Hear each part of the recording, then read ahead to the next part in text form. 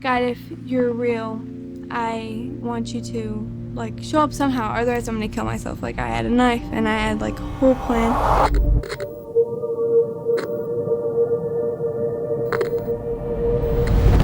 I got stabbed. Let's just start young. What? But I was in kindergarten, like this one kid stabbed me in the back of the pencil. This one kid would put boogers in my hair and like cut my hair. Elementary school was really bad for me personally.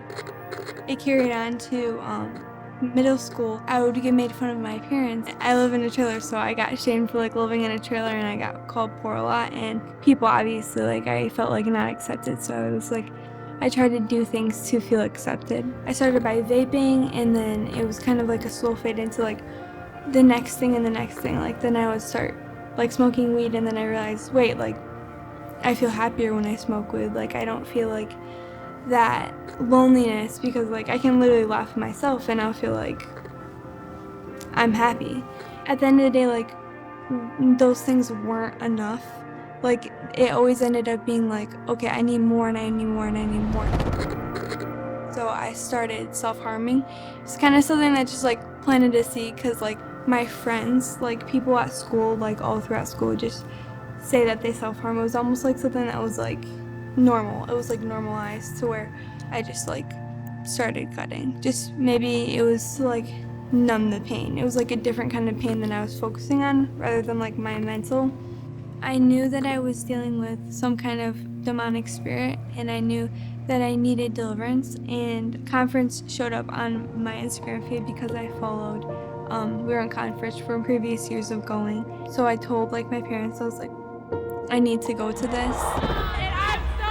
Pastor Dave was preaching about when Paul and Silas were in the jail cell and they're just praising. And when he saw the prison doors open, he drew his sword and was about to kill himself because he thought the prisoners had escaped. Somebody listen to me right now. This is for you. This is from the Lord for you. You got the blade to your arm. You got the blade to your leg. Don't harm yourself.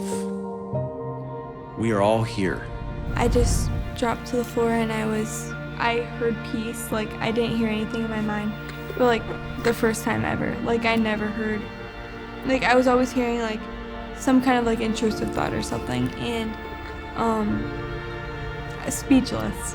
That's what I felt like. I felt like in awe in a sense. Like it was like just like a shocking moment of like I knew that it couldn't have been anything else but Jesus' love. Jesus gave me a new purpose and like a new perspective on life, and I knew that I had to get baptized. I was just praying in my room, essentially that I didn't want scars. Like I didn't want that to be like marked on me. I don't really think I was insecure about it. I think it was more of like when I like had the moment with Jesus, it was almost like blinders came off my eye, and like I felt like, why did I do that?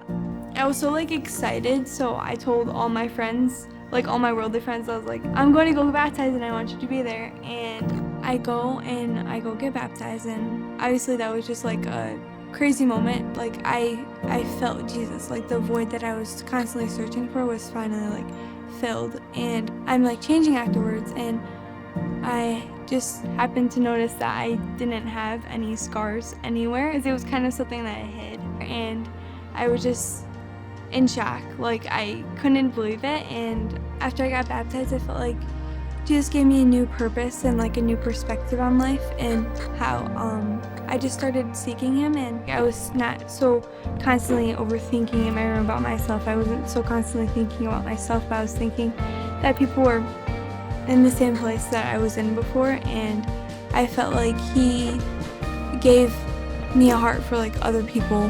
He called me to full-time ministry, and now I'm at We're in College, and my goal is to share the Madlove, Jesus.